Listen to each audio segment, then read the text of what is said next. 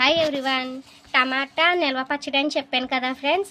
ఇంకోండి ఈ ముక్కలు 2 కేజీ టమాటా ముక్కలకి కోసి ఉప్పులో వేస్తే ఇలాగవి ఈ మనకి ఇప్పుడు ఒక పావు కేజీ కూడా ఉండవు.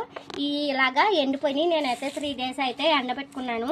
ఈ టమాటా ఊట దీంట్లో ఫ్లేవర్ చింతపండు వేసాను. 2 కేజీలకి హాఫ్ కేజీ, కొంచెం తక్కువగా హాఫ్ కేజీ.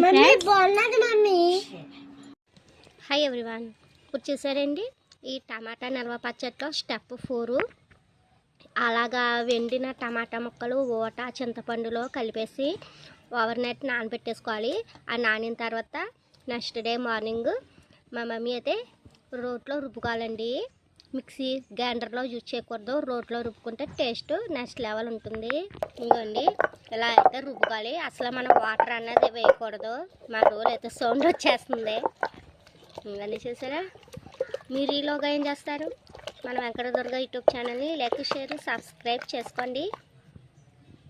హాయ్ ఫ్రెండ్స్, ఇలాగా ఈ టమాటా చింతపండు నిల్వ పచ్చడికి ఇలా రుబ్బేసి రోట్లో రుబ్బుకున్నాం కదండి.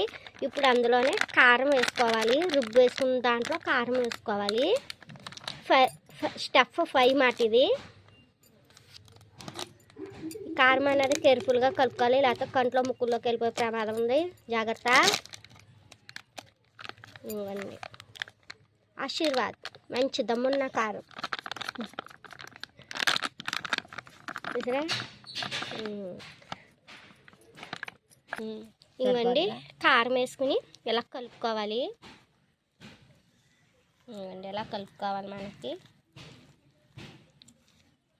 ఇప్పుడే కారం అంతా బాగా కలిసాక స్టెప్ 6 స్టెప్ ఏంటంటే ఆవాలు మెంతికుండా ఇంగువ డ్రైగా వేపుకుని దోరగా వాటర్ కొట్టుకుని ఇందులో కలుపుకుని అప్పుడు మళ్ళీ పోపు పెట్టుకుని ఫైనల్లీ మన పచ్చడి అయితే రెడీ అయిపోద్ది.